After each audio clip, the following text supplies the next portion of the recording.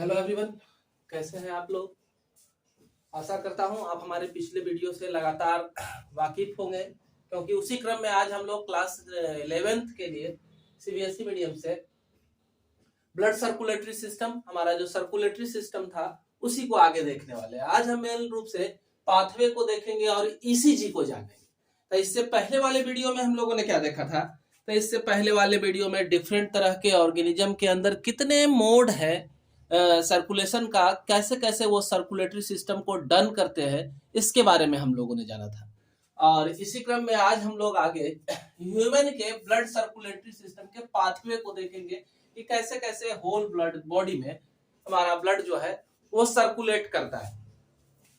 तो इस क्रम में देखें कि यहाँ पर मैंने एक स्केच तैयार किया है पूरे बॉडी के में किस तरह से ब्लड का फ्लो होता है। तो हम लोग तो पिछले वीडियो से ये परिचित हो चुके हैं कि हमारा हार्ट का लेफ्ट साइड जो है ऑक्सीजनेटेड ब्लड को ट्रांसफॉर्म करने का काम करता है, ट्रांसफर करता है, और जबकि राइट साइड जो है वो इम्प्योर या डीऑक्सीजनेटेड ब्लड को बॉडी के अंदर ट्रांसपोर्ट करता है। तो सबसे पहले हम जानते हैं कि ह्यूमन के अंदर डबल सर्कुलेशन का प्रोसेस डन होता है ना। तो डबल सर्कुलेशन का मतलब क्या है? मतलब ये है कि हमारा डबल सर्कुलेशन दो सर्कुलेशन से मिलकर के बनता है, एक पल्मोनरी सर्कुलेशन और दूसरा जो है सिस्टेमिक सर्कुलेशन। तो पल्मोनरी सर्कुलेशन को आप सबसे पहले समझे कि हम जान रहे हैं कि ये लंग्स है। लंग्स का काम क्या है? नाक से इनहेल किए ऑक्सीजन को, है ना, ऑक्सीजनेटेड एयर को, और वो अंदर जाकर के क्या कर रहा है, तो वो हार्ट तक पहुंच रहा है ना, ब्लड के साथ मिक्सअप होकर के ऑक्सी हीमोग्लोबिन बना करके। तो इस क्रम में देखिए कि लंग से जो है ये ब्लड जो है पहुंच रहा है लेफ्ट साइड के हार्ट में, है ना। यहां से ले जाने वाला पाइप जो है लंग से जो अटैच है हार्ट से, वो पाइप का नाम क्या है? तो वो आपका है पल्मोनरी वेन। आप कंफ्यूज नहीं होइएगा, क्योंकि यहीं पर एक ऐसा सिस्टम है जहां पर वेन में ऑक्सीजनेटेड ब्लड बह रहा है ना, ऑक्सीजनेटेड ब्लड। तो ये ऑक्सीजनेटेड ब्लड को क्या करता है, लंग से कैरी करके हार्ट के लेफ्ट साइड में ट्रांसफर करने का काम करता है। हार्ट के एट्रिया में पहुंचता है, फिर ये पंप कर दिया जाता है कहाँ, लेफ्ट वेंट्रिकल में, और लेफ्ट वेंट्रिकल से ये अटैच होता है और ये सारा ब्लड को पंप कर दिया जाता है कहाँ, एवोर्टा। तो लंग से हार्ट, पहला सिस्टम पल्मोनरी हम लोग पढ़ रहे हैं, तो पहला पल्मोनरी क्या है, हार्ट से लंग से हार्ट। तो ये दो पार्ट को हम लोगों ने देखा कि ऑक्सीजनेटेड ब्लड जो है वो जो पहुंच रहा है कहाँ, हार्ट तक। अब इधर आए, अब इस साइड में देखें कि ये जो पाइप जा रहा है आपका, इसका नाम क्या है, पल्मोनरी आर्टरी, है ना। और ये क्या कर रहा है, तो ये ऑक्सीजनेटेड ब्लड को, डीऑक्सीजनेटेड ब्लड को होल बॉडी से जो कलेक्ट होकर के लेफ्ट लंग्स में, लेफ्ट हार्ट में पहुंचा है, इसको ये क्या करेगा, लंग्स के पास पहुंचाने का काम करेगा, और लंग्स उसको ऑक्सीजनेटेड बदल करके वापस इसको देगा। तो ये जो सर्कुलेशन यहां से पहुंच रहा है कहां तक, लंग्स तक, हार्ट टू लंग्स, ये वाला हिस्सा क्या कह रहा है, तो ये आ रहा है पल्मोनरी के अंदर। यानी कि इतना दूर का कंसेप्ट आप देखें, ये यहां से लेकर के यहां तक, तो ये वाला हिस्सा जो है आपका क्या है, पल्मोनरी सर्कुलेशन में आता है। अब सिस्टेमिक सर्कुलेशन में क्या लिखा हूं, तो सिस्टेमिक सर्कुलेशन में आपका है कि हार्ट से, देख रहे हैं ये वाला हमारा लेफ्ट साइड का हार्ट है ना, लेफ्ट हार्ट से ये क्या कर रहा है, ऑक्सीजनेटेड बॉडी ब्लड को, ये इसका अंश है तो ऑक्सीजनेटेड ब्लड है, इसको पूरे होल बॉडी में डिस्ट्रीब्यूट कर दिया जा रहा है, ऊपर के साइड भी और नीचे की साइड की ओर भी। तो वही लिखे सिस्टेमिक सर्कुलेशन में हार्ट से होल बॉडी, और होल बॉडी में जाने के बाद फिर जो है वो डीऑक्सीजनेटेड ब्लड बना है ना, क्योंकि हर ऑर्गन के अंदर सेलुलर रेस्पिरेशन डन हुआ है। सेलुलर रेस्पिरेशन के रिजल्ट में क्या है, तो कार्बन डाइऑक्साइड का फॉर्मेशन हुआ है। ये सारा कार्बन डाइऑक्साइड जो है वो वेन के द्वारा रिलीज कर दिए जा रहे हैं वेना कैवा में। वेना कैवा ओपन हो रहा है कहाँ, तो हमारे हार्ट में, और हार्ट उसको वापस पंप कर दे रहा है लंग्स। तो ये हमारा इतना दूर का सिस्टम जो है सिस्टेमिक सर्कुलेशन है। कुछ कुछ गया है ना।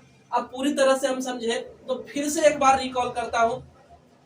तो आप देखिए यहां से सबसे पहले क्या हुआ कि लंग से हमारा क्या, ऑक्सीजनेटेड ब्लड, लंग से जो है ऑक्सीजनेटेड ब्लड जो है पल्मोनरी वेन के द्वारा भेज दिया गया कहां, तो लेफ्ट हार्ट में। लेफ्ट हार्ट से एवोर्टा ने इस प्योर ब्लड को रिसीव किया, और फिर इस प्योर ब्लड को क्या किया, होल बॉडी में सब जगह पहुंचा रहा है। अब देखिए कैसे कैसे जा रहा है, वो ओटा आगे चल करके सब डिवाइडेड होते जा रहा है। सबसे पहले ये पहुंचा कहा, फोर लिम्स में। फोर लिम्स में किसके द्वारा, कैरोटिड आर्टरी के द्वारा पहुंचा, है ना। फोर लिम्स में किसके द्वारा पहुंचा, तो कैरोटिड आर्टरी के द्वारा पहुंचा।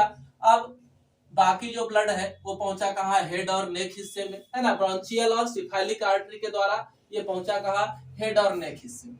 अब प्योर ऑक्सीजनेटेड ब्लड को ही आगे देखते हैं, तो ये आगे पहुंचा कहा, लीवर में।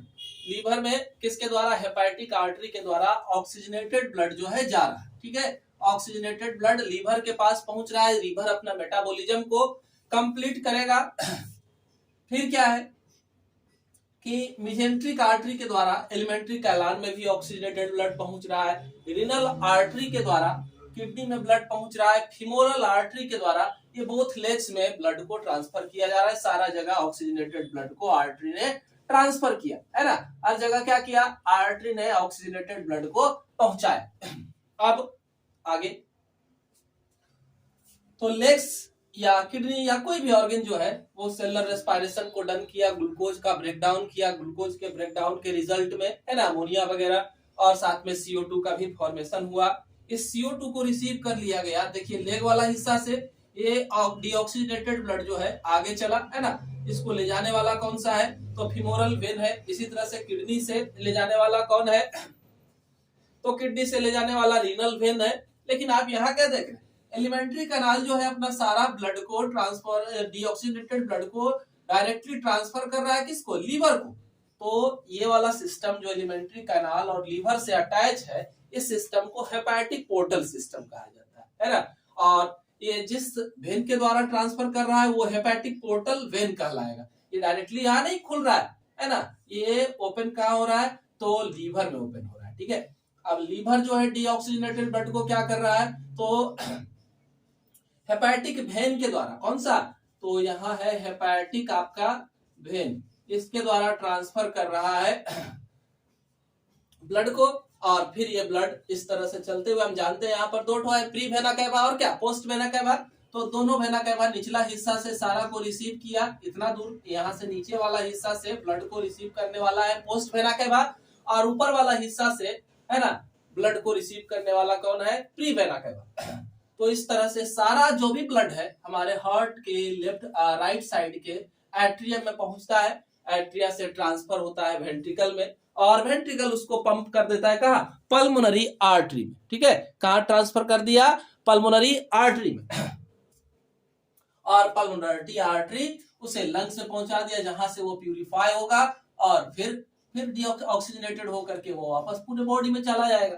अब इधर का कंडीशन देखे तो यहाँ से हेड से सिफालिक वेन जो है डीऑक्सीजनेटेड ब्लड को रिसीव किया, है ना। यहाँ से फोर लिम्ब से कैरोटिड वेन्स जो है वो ब्लड को रिसीव किया और सबको ट्रांसफर कर दिया गया फाइनली इसी में, ठीक है। तो इस तरह से हमारा हार्ट में, हम पूरे बॉडी में देखें किस तरह से ब्लड जो है सर्कुलेट करता है, ठीक है। हम लोग दोनों चीज को समझे, पल्मोनरी सर्कुलेशन और क्या, सिस्टेमिक सर्कुलेशन को। अगर अभी तक आपने हमारे चैनल को सब्सक्राइब नहीं किया है, चैनल को सब्सक्राइब करेंगे, क्वेश्चन होगा कमेंट बॉक्स में कमेंट करेंगे, और साथ में हमारे चैनल से लगातार जुड़े रहने के लिए लाइक और सब्सक्राइब तो बहुत ही आवश्यक है, हमारा भी मनोबल बढ़ता है आप लगातार अगर लाइक करते हैं। तो इसी क्रम में अब आगे हम लोग चलते हैं ECG के ऊपर, है ना, इलेक्ट्रोकार्डियोग्राम के ऊपर, इलेक्ट्रोकार्डियोग्राफ के ऊपर। तो ये है क्या, तो जैसे हम जानते हैं कि हमारा पूरा हार्ट जो है वो वर्क कर रहा था किस पर, इलेक्ट्रिकल इंपल्स पर। तो हम लोगों ने ये भी देखा कि इलेक्ट्रिकल इंपल्स को क्रिएट करने के लिए SA नोड, AVN नोड था, है ना। SA नोड को पेसमेकर कहा जाता है क्योंकि हार्ट के राइदम को मेंटेन करता है, 72 से 75 टाइम पर मिनट हार्ट को बीट कराता है, यानी कि कॉन्ट्रैक्शन और रिलैक्सेशन को डन कराता है, ठीक है। तो अब जब SA नोड हमारा पेसमेकर था, हम दोनों नोड का काम देखे, हम लोग ये भी पढ़ चुके SA नोड का फंक्शन क्या था, AVN नोड का काम क्या था। तो SA नोड जो था वो दोनों एट्रिया में कॉन्ट्रैक्शन को इनिशिएट करता था, और AVN नोड जो है वेंट्रिकल में कॉन्ट्रैक्शन को इनिशिएट करने का काम करता था, इलेक्ट्रिकल इंपल्स को क्रिएट करके। और हमारे हार्ट में जो इलेक्ट्रिकल इंपल्स क्रिएट हो रहा है इसको हम लोग मेजर कर सकते हैं एक मशीन के द्वारा, जो इलेक्ट्रोकार्डियोग्राम के नाम से जाना जाता है, और जो ग्राफ देता है वो इलेक्ट्रोकार्डियोग्राफ। तो एक नॉर्मल पर्सन का ईसीजी जो है वो इस तरह से कुछ होता है। देखिए इस ग्राफ में हमें कुछ चीज दिखाई दे रहा है। सबसे पहला आपका जो है वो क्या दिख रहा है, ये वाला हिस्सा, दूसरा आपका ये वाला हिस्सा है, तीसरा आपका ये वाला हिस्सा है ना। फर्स्ट जो है वो पी वेव के नाम से जाना जाता है, दूसरा क्यूआरएस है और तीसरा जो है टी वेव। कैसे कैसे क्रिएट हो रहा है पी वेव जो है वो जैसे ही इलेक्ट्रिकल इंपल्स हमारे एट्रिया में आता है, ऐसे नोड सिनुएट्रियल नोड के द्वारा जो इलेक्ट्रिकल इंपल्स क्रिएट किया जाता है, जिसके वजह से एट्रिया जो सामान्य स्थिति में था डिपोलराइज, तो वो आ जाता है किस कंडीशन में, डिपोलराइजेशन हो जाता है, उसमें डिपोलराइज हो जाता है और रिजल्ट में बोथ एट्रिया में कॉन्ट्रैक्शन इनिशिएट हो जाता है। ठीक है, तो जितना ब्लड है वो पंप कर दिया जाएगा कहाँ, नीचे की ओर। हम दोनों एट्रिया में देख रहे हैं, एक साइड ऑक्सीजनेटेड है और दूसरे साइड क्या है, डीऑक्सीजनेटेड है, तो दोनों ब्लड जो है पंप कर दिया जाएगा कहाँ, वेंट्रिकल के अंदर। अब देखिए क्यूआरएस वेव ये कब क्रिएट होगा, तो जैसे ही अब जैसे ऊपर वाला आपका क्या था, पी वेव की वजह से हमारा कॉन्ट्रैक्शन हुआ एट्रिया में, तो उस समय रिलैक्स मोड में हमारा वेंट्रिकल था। ठीक है, तो ब्लड नीचे आ गया। अब जैसे ही क्यूआरएस वेव के वजह से क्यूआरएस वेव क्रिएट हुआ, तो हमारा जो ब्लड था वेंट्रिकल के अंदर, उसके ऊपर एक्शन पोटेंशियल जनरेट हुआ और दोनों वेंट्रिकल जो है कॉन्ट्रैक्ट कर गया। दोनों वेंट्रिकल कॉन्ट्रैक्ट हुआ तो इसे डिपोलराइजेशन ऑफ वेंट्रिकल कहेंगे। बोथ वेंट्रिकल कॉन्ट्रैक्ट होगा, ब्लड जो है अपने अपने स्थान की ओर। जैसे अगर लेफ्ट वेंट्रिकल में ब्लड है तो वो पंप कर दिया जाएगा एओर्टा को, और अगर राइट वेंट्रिकल में ब्लड है तो वो डायरेक्टली पंप कर दिया जाएगा पल्मोनरी आर्टरी को। ठीक है, तो इस तरह से चला जाएगा। अगला टी वेव किस लिए बना, तो रिकवरी हो गया, रिपोलराइजेशन हो गया हमारा वेंट्रिकल का, वो सामान्य स्थिति में फिर से लौट आया है ना कॉन्ट्रैक्शन के बाद, तो वो कंडीशन जो है वो टी वेव को जनरेट करता है। अगर इस ग्राफ में किसी भी तरह का फेरबदल है ना, यहाँ फॉल्ट है, यानी कि आपके एट्रिया में कोई ना कोई समस्या है, क्यूआरएस गड़बड़ हो रहा है ना, यानी कि वेंट्रिकल में जो है उस वेंट्रिकल के कॉन्ट्रैक्शन में समस्या है, वॉल में परिफ चेंजिंग है, तो इस तरह से बीमारी का पता लगा सकते हैं। हार्ट रिलेटेड डिजीज को हम लोग इससे क्योर कर सकते हैं। धन्यवाद, हमसे जुड़े रहे, फिर मिलते हैं अगले वीडियो में।